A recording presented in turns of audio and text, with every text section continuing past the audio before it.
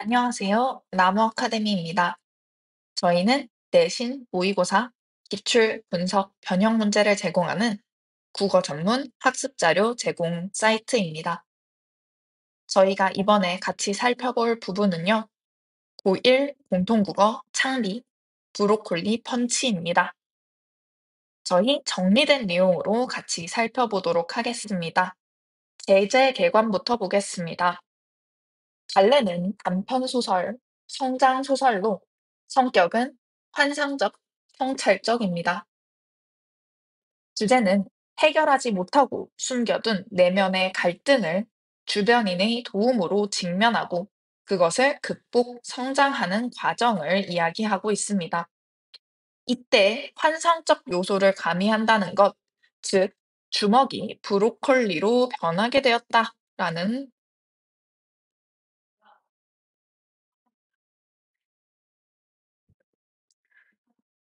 환상적 요소, 현실에서 존재할 수 없는 요소를 가미하여 독자의 흥미를 유발하고 있죠.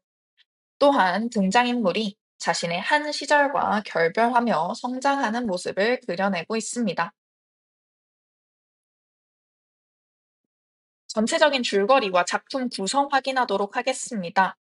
일단 부분, 나는 어느 날 남자친구 원준의 오른손이 브로콜리가 되었다는 연락을 받았습니다. 이때 손이 브로콜리가 되었다는 것, 여기서 환상적 요소 확인할 수 있겠네요.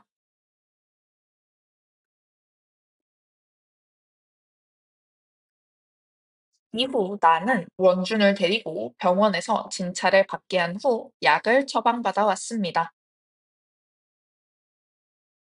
원준은 계속해서 미워하지도 않는 사람, 즉 상대 선수를 미워하며 때려 눕혀야 한다는 생각을 계속해서 하다 보니 오른손이 브로콜리가 되어버렸다고 말했습니다. 여기서 미워하지도 않는 사람을 미워하며 때려 눕혀야 한다는 생각, 이것이 바로 원준이 내면에 가지고 있던 답답한 마음을 드러내게 되겠죠.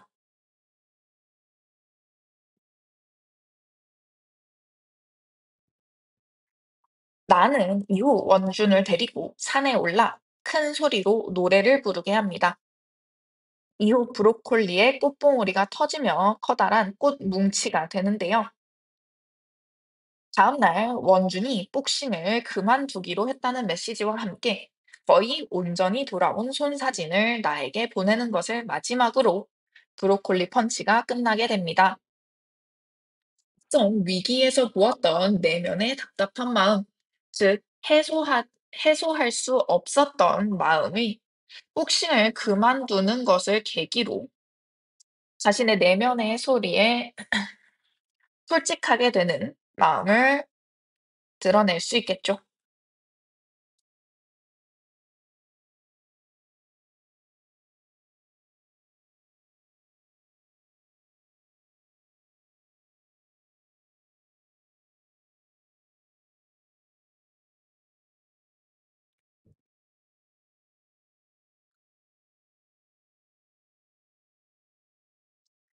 원준의 마음의 변화에 따른 손의 변화가 나타납니다.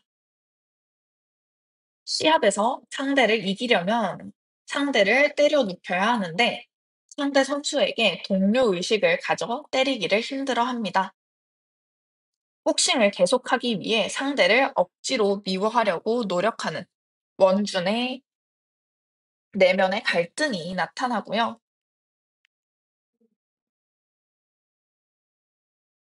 이러한 내면의 갈등이 결국 원준의 오른손을 브로콜리로 변하게 만들었습니다. 이렇게 브로콜리로 변한 오른손의 의미를 살펴보면요. 브로콜리는 주먹이나 글러브와 생김새가 비슷하게 생겼는데요. 복싱 선수의 생활을 하면서 쌓인 원준의 내적 갈등과 마음의 짐을 형상화하고 있습니다. 타인에 향한 폭력을 거부하려는 원준의 마음을 표현하는 것이죠. 일상적 소재를 환상적으로 표현하여 인물의 내면을 형상화하고 있습니다. 여기서 나타난 일상적 소재는 바로 브로콜리가 되겠죠. 브로콜리라는 일상적 소재를 주먹과 글러브에 빗대어 손이 브로콜리로 바뀌게 되었다는 이상적인 소재를 가미하고 있습니다. 다음으로 해당 브로콜리의 변화를 살펴보게 될 텐데요. 터진다 라는 말을 통해 원준의 오른손에 있는 브로콜리가 안에서부터 터지게 됨을 이야기합니다. 이는 자신을 따뜻하게 바라봐주는 사람들 앞에서 큰 소리로 노래한 후 원준의 마음이 변화하기 시작했음을 나타냅니다. 이때 원준 마음에 가지고 있었던 내면의 갈등이 해소되게 됨을 의미하죠. 이렇듯 원준을 괴롭게 했던 문제, 즉 미워하지도 않는 상대방을 미워하려고 노력해야 했던 문제가 해결된 것임을 암시하고 있습니다.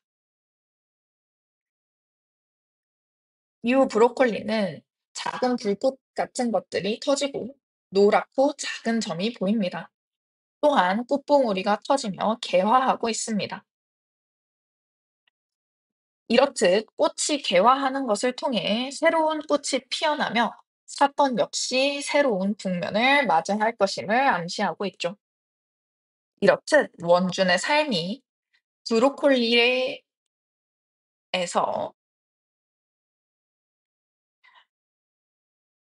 꽃으로 변화할 것임을 암시하고 있습니다. 산에서 노래를 부르고 소리를 지르는 행동의 의미를 살펴보겠습니다. 원주는 산에서 나와 함께 노래를 부르고 마음껏 소리를 지르는데요. 이 행동을 통해 풀어지지 않았던 마음속 응어리, 즉 마음의 짐을 해소하게 되는 행동입니다.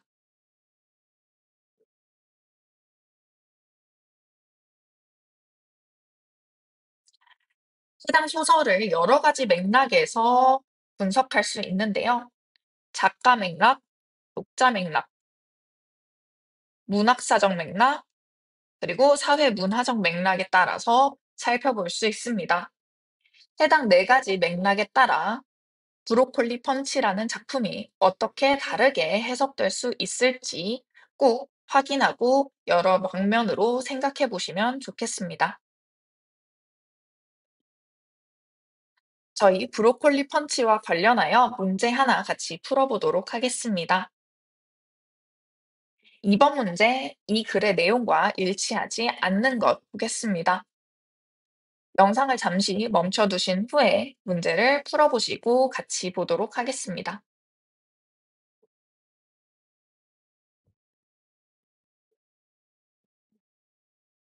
문제 풀어보셨나요? 이번의 답 5번입니다.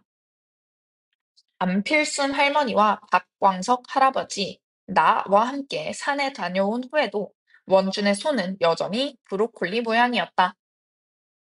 저희 이 내용 줄거리에서도 한번 살펴보았죠? 맨 마지막 부분에서 원준이 보낸 사진을 통해 그의 손이 거의 온전한 형태로 돌아왔음을 알 수 있습니다. 오답선지도 함께 살펴보도록 하겠습니다. 1번. 원주는 나 앞에서 이전에 크게 소리를 지른 적이 없다. 나는 산에서 원준이 소리 지르는 것을 처음 봤다고 생각한 것에서 이전에 크게 소리를 지른 적이 없다는 것을 알 수 있습니다. 2번. 나는 원준이 복싱을 그만두겠다고 결정한 것에 기뻐했다. 마지막 부분, 나는 원준의 결정을 긍정적으로 받아들이고 잘 됐네 라고 반응하고 있는 것에서 기뻐하는 것을 알 수 있겠죠. 3번, 박광석 할아버지는 안필순 할머니와 원준이 소리를 지르는 모습을 흐뭇하게 지켜보았다. 중간 부분, 박광석 할아버지는 원준의 노래를 듣고 흐뭇해하는 모습을 보입니다. 마지막 4번, 원준이 소리를 지르고 나서 나는 마음이 다소 후련해졌음을 느꼈다. 중간 부분, 나 역시 원준의 행동에 영향을 받아 기분이 상쾌해지는 경험을 하게 됩니다. 따라서 이번의 답 5번이 되겠습니다. 더 많은 자료는 저희 나무 아카데미 홈페이지에서 확인하실 수 있습니다. 지금까지 나무 아카데미였습니다. 감사합니다.